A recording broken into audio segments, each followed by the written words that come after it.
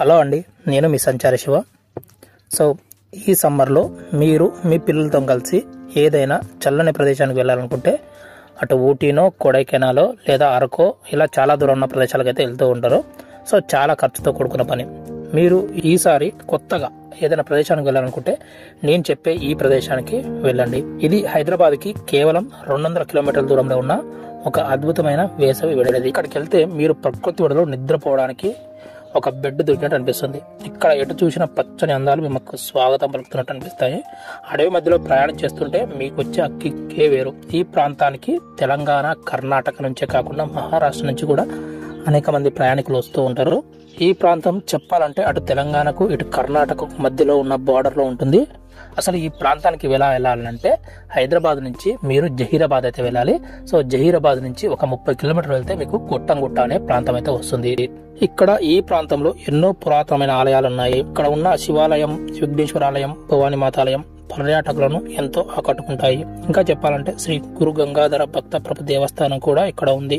అలాగే చించోలి అభయారణ్యం కూడా ఉంది. ఎంతో మంది ఈ అడవిలో ఈ ఆలయాలను సందర్శించుకోవడానికి వస్తూ ఉంటారు. ఈ ప్రాంతాన్ని రెండవ శ్రీశైలంగా కూడా పిలుస్తూ ఉంటారు. అలాగే ఈ చుట్టుపక్కల ప్రాంతాల్లో కూడా మీరు అనేక మంచి ప్లేస్లను చూడవచ్చు.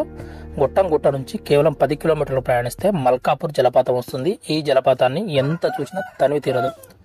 లోతైన లోయలు పర్యాటకులను అయితే విపరీతంగా ఆకర్షిస్తాయి. చుట్టూ ఎత్తైన కొండలు మరొక ప్రపంచంలో మిమ్మల్ని తీసుకుపోయినట్టు అనిపిస్తుంది.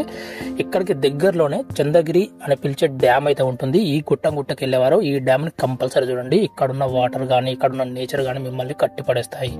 ఇంకా చెప్పాలంటే ఈ డ్యామ్ దగ్గర ఎన్నో సినిమా షూటింగ్లు కూడా జరిగినాయి. ఫ్యామిలీతో ఒక్క రోజులో హైదరాబాద్ నుంచి ఏదైనా అందమైన ప్రాంతానికి వెళ్ళాలనుకునే ఒక్కసారి ఈ గుట్ట ప్రాంతానికి వెళ్ళి చూడండి. మీకు ఎన్నో మధురానుభూతులు మిగులుతాయి. సో మీరు ఒక్కరోజు ట్రిప్లో ఈ ప్రాంతానికి వెళ్ళాలనుకుంటే ఒక్కరోజు కూడా వెళ్ళి రావచ్చు. మీరు ఉదయాన్నే అంటే 4 గంటల ప్రాంతంలో మీరు బయలుదేరారు, మళ్ళీ మీరు సాయంత్రానికల్లా తిరిగి హైదరాబాద్ అయితే చేరుకోవచ్చు. కేవలం 200 కిలోమీటర్లు అయితే ఉంటుంది. లేదా మీరు అక్కడ ఉండి గుట్ట ప్రాంతాన్ని ఒక 2-3 రోజులు చూడాలనుకుంటే ఏదైనా లాడ్జిలో అక్కడ ఉండి మీకు ఇష్టమైన ప్రాంతాలను అయితే తిరిగి చూసి రావచ్చు. మీకు ఓన్ వెహికల్ ఉంటే మీరైతే ఇంకా ఈజీగా అయితే తిరిగి రావచ్చు. లేదా అనుకుంటే మీరు జహీరాబాద్ లోనే ఏదైనా వెహికల్ రెంట్కి తీసుకొని ఆ గుట్ట చుట్టూ ఉండే ప్రాంతాలను అయితే ఎక్స్ప్లోర్ చేసి రావచ్చు. ఇక్కడ ట్రెక్కింగ్ ఉంటుంది. సో ఈ ట్రెక్కింగ్ కూడా మీరు చేయొచ్చు. చాలా అద్భుత ప్రదేశం. మీరు మీ పిల్లలతో ఒకసారి వెళ్ళి రండి. మీ డైరీలో ఆ పేజీని కూడా నింపేయండి. సో గైస్, మరిన్ని వీడియోల కోసం మా ఛానల్ ని సబ్స్క్రైబ్ చేసుకోండి. నేను మీ సంచారి శివ. మీ వెంటే నేనుంటా.